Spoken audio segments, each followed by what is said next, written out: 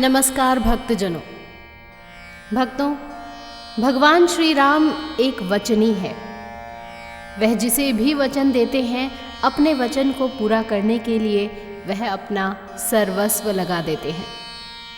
रघुकुल रीत सदा चली आई, प्राण जाए पर वचन न जाए।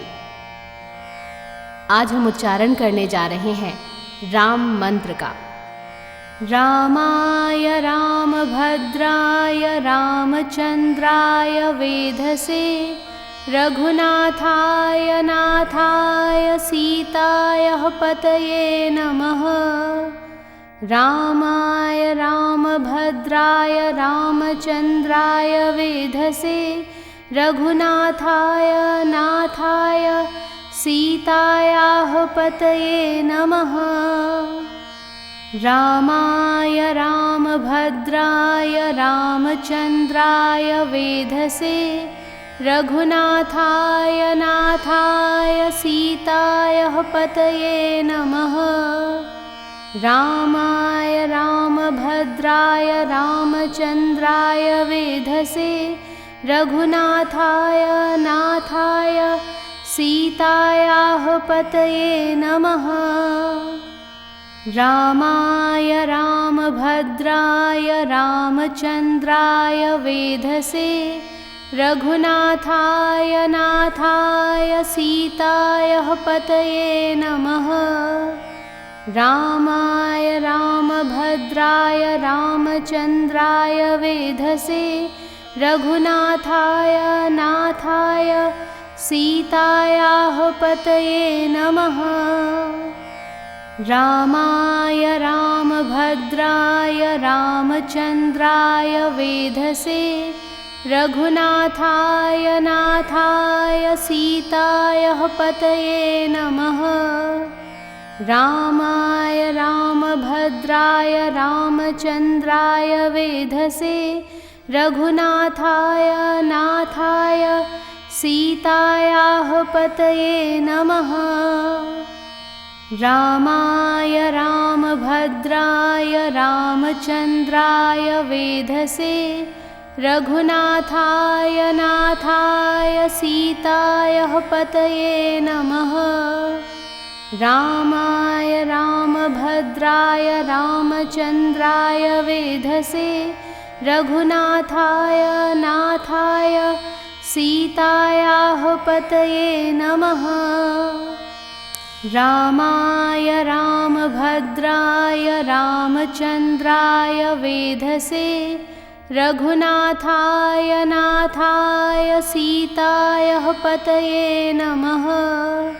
रामाय रामभद्राय रामचंद्राय वेधसे, रघुनाथाय नाथाय सीतायाः पतये नमः। रामाय रामभद्राय रामचंद्राय वेधसे, रघुनाथाय नाथाय सीतायाः पतये नमः। रामाय रामभद्राय रामचंद्राय वेधसे, रघुनाथाय नाथाय सीतायाः पतये नमः। रामाय रामभद्राय रामचंद्राय वेधसे, रघुनाथाय नाथाय सीतायाः पतये नमः। रामाय रामभद्राय रामचंद्राय वेधसे, रघुनाथाय नाथाय सीतायाः पतये नमः। रामाय रामभद्राय रामचंद्राय वेधसे, रघुनाथाय नाथाय सीतायाः पतये नमः।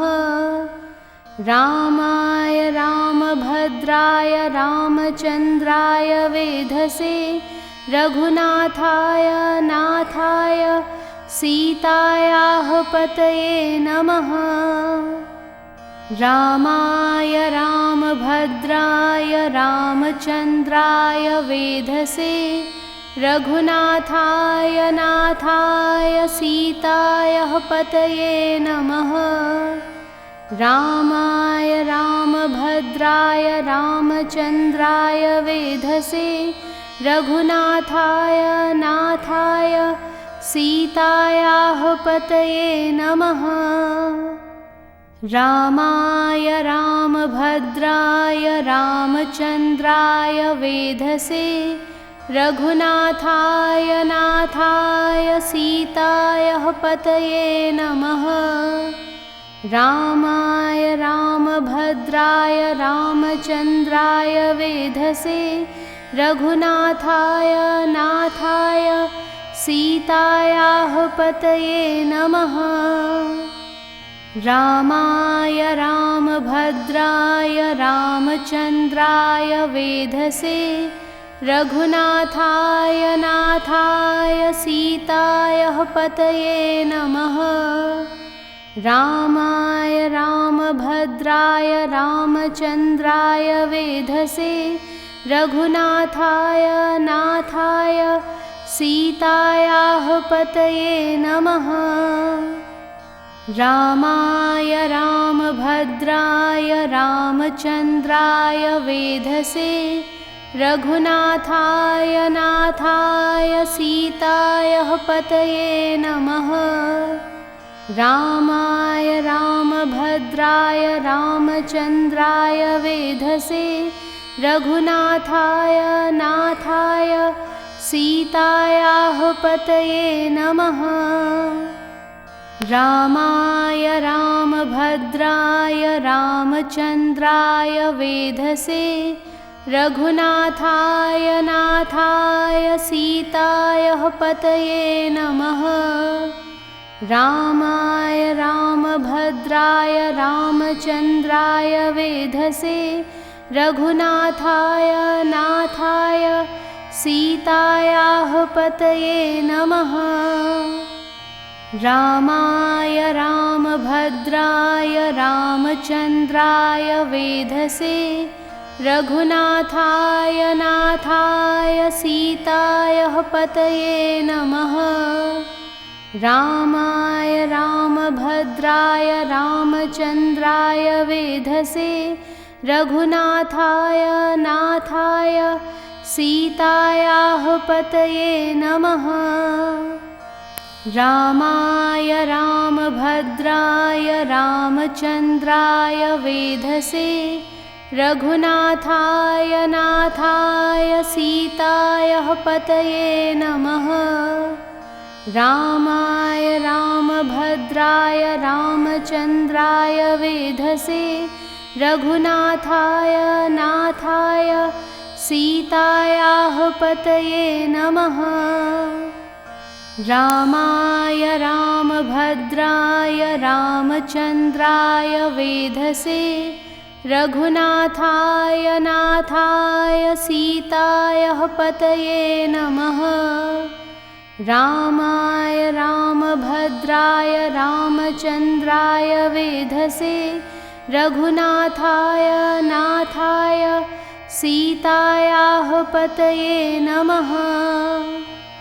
रामाय रामभद्राय रामचन्द्राय वेधसे रघुनाथाय नाथाय सीतायाः पतये नमः। रामाय रामभद्राय रामचन्द्राय वेधसे रघुनाथाय नाथाय सीतायाः पतये नमः। रामाय रामभद्राय रामचन्द्राय वेधसे रघुनाथाय नाथाय सीतायाः पतये नमः। रामाय रामभद्राय रामचन्द्राय वेधसे रघुनाथाय नाथाय सीतायाः पतये नमः। रामाय रामभद्राय रामचन्द्राय वेधसे रघुनाथाय नाथाय सीतायाः पतये नमः। रामाय रामभद्राय रामचन्द्राय वेधसे रघुनाथाय नाथाय सीतायाः पतये नमः। रामाय रामभद्राय रामचन्द्राय वेधसे रघुनाथाय नाथाय सीतायाः पतये नमः। रामाय रामभद्राय रामचन्द्राय वेधसे रघुनाथाय नाथाय सीतायाः पतये नमः। रामाय रामभद्राय रामचन्द्राय वेधसे रघुनाथाय नाथाय सीतायाः पतये नमः। रामाय रामभद्राय रामचन्द्राय वेधसे रघुनाथाय नाथाय सीतायाः पतये नमः। रामाय रामभद्राय रामचन्द्राय वेधसे रघुनाथाय नाथाय सीतायाः पतये नमः। रामाय रामभद्राय रामचन्द्राय वेधसे रघुनाथाय नाथाय सीतायाः पतये नमः। रामाय रामभद्राय रामचन्द्राय वेधसे रघुनाथाय नाथाय सीतायाः पतये नमः। रामाय रामभद्राय रामचन्द्राय वेधसे रघुनाथाय नाथाय सीतायाः पतये नमः। रामाय रामभद्राय रामचन्द्राय वेधसे रघुनाथाय नाथाय सीतायाः पतये नमः। रामाय रामभद्राय रामचन्द्राय वेधसे रघुनाथाय नाथाय सीतायाः पतये नमः। रामाय रामभद्राय रामचन्द्राय वेधसे रघुनाथाय नाथाय सीतायाः पतये नमः। रामाय रामभद्राय रामचन्द्राय वेधसे रघुनाथाय नाथाय सीतायाः पतये नमः। रामाय रामभद्राय रामचन्द्राय वेधसे रघुनाथाय नाथाय सीतायाः पतये नमः। रामाय रामभद्राय रामचन्द्राय वेधसे रघुनाथाय नाथाय सीतायाः पतये नमः। रामाय रामभद्राय रामचन्द्राय वेधसे रघुनाथाय नाथाय सीतायाः पतये नमः। रामाय रामभद्राय रामचन्द्राय वेधसे रघुनाथाय नाथाय सीतायाः पतये नमः। रामाय रामभद्राय रामचन्द्राय वेधसे रघुनाथाय नाथाय सीतायाः पतये नमः। रामाय रामभद्राय रामचन्द्राय वेधसे रघुनाथाय नाथाय सीतायाः पतये नमः। अर्थात यह मंत्र भगवान श्री राम के कई नामों को संबोधित करता है। यह रघुकुल के वंशज राम की स्तुति है। यह उन्हें माता सीता का पति और सबसे सम्मानित व्यक्ति कहता है, जो दुख को समाप्त कर सकता है और खुशी को बढ़ावा दे सकता है। भक्तों, इस मंत्र का जाप करने वाला एक निश्चिंत जीवन जी सकता है, क्योंकि वह जानता है कि भगवान राम जिंदगी के हर कदम पर उनके साथ खड़े हैं और ज़रूरत पड़ने पर सही राह दिखाएंगे। यह शक्तिशाली राम मंत्र, इसका पालन करने से व्यक्ति के जीवन में स्थिरता आती है, सभी प्रकार के सुखों से उसका जीवन भरपूर हो जाता है और आनंदमयी हो जाता है।